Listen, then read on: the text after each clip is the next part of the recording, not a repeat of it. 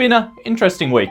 Amazon has released a new AI chatbot to their site. Google Maps is getting quite a big update that looks really useful. Perplexity announced Personal Computer, which is the always-on agent you never knew you wanted. And Gemini autonomous tasks are now live. Let's jump straight into it. Amazon has just launched its AI health assistant called Health AI. Clearly, not spending much of their R&D budget on the naming. Health AI was previously on the One Medical app, but it's now going to be available across Amazon web and the app itself. Assuming, of course, you live in the US.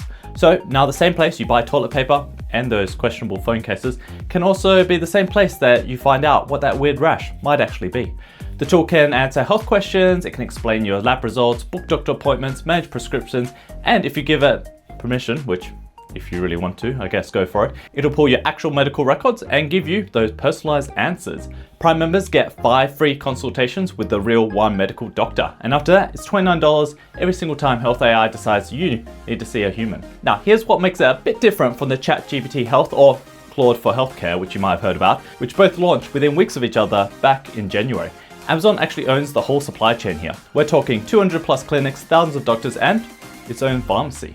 When Amazon Health AI says you should see someone about that, it can book you in and its own doctors then can send you a prescription straight from its own pharmacy. That's a whole journey from, I feel a bit off, straight through to notification and delivery straight to you. The timing is a bit unfortunate though. The same week that Amazon rolled this out, NPR reported on a Nature Medicine study showing that people who use AI chatbots for medical advice correctly identify the condition only 1/3 of the time. And the non-for-profit safety org ECRI ranked AI chatbot misuse as the #1 health technology hazard of 2026. So we're simultaneously building the future of healthcare and publishing studies about how the future gets it wrong 2/3 of the time.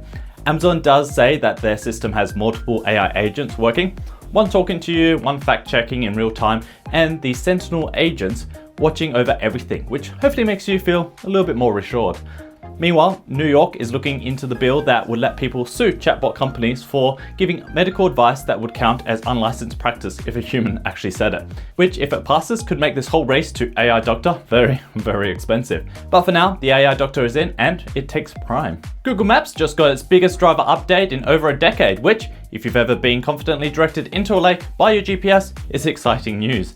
These are 2 things here. First, we got Ask Maps, which turns your maps into a conversational AI assistant, allowing you to ask it things like, Gemini, my phone is dying, where can I charge it? And it just does it. Shows you where to go right there in Maps. It's pulling from over 300 million places and a contributor community of 500 million people. So when it tells you about a hidden hiking trail where there's also free entry, you can be damn sure, well, pretty damn sure it's not hallucinating. Though, it could be, but it shouldn't be as it's tapping into essentially the world's largest crowdsourced knowledge base. Well, we'll just have to wait and see. It also personalizes results to you. So if you're, for example, vegan and saved a vegan spot before, it knows it, which is convenient and a little bit Big Brother vibe. The second thing is immersive navigation. And this one is harder to describe without sounding like I'm reading for a brochure. So you're gonna have to bear with me. The flat blue line is gone. You get a 3D view of actual buildings, lanes, crosswalks. Gemini is literally analyzing street view photos to build a spatial picture of the route in real time.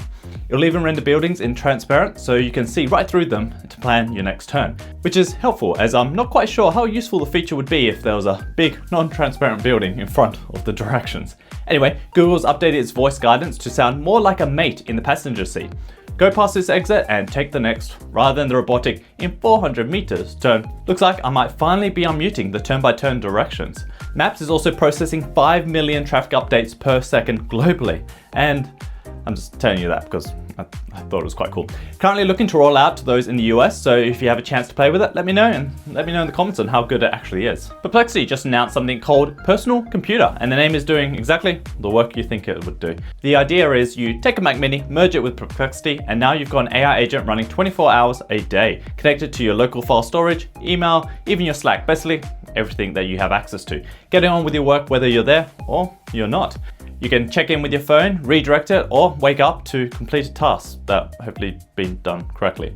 They're calling it a digital proxy for you, which is either the most useful thing anyone's ever built, or a phrase that you should probably be slightly worried about, or maybe even both. It's tied to the $200 a month max plan and waitlisted only for now.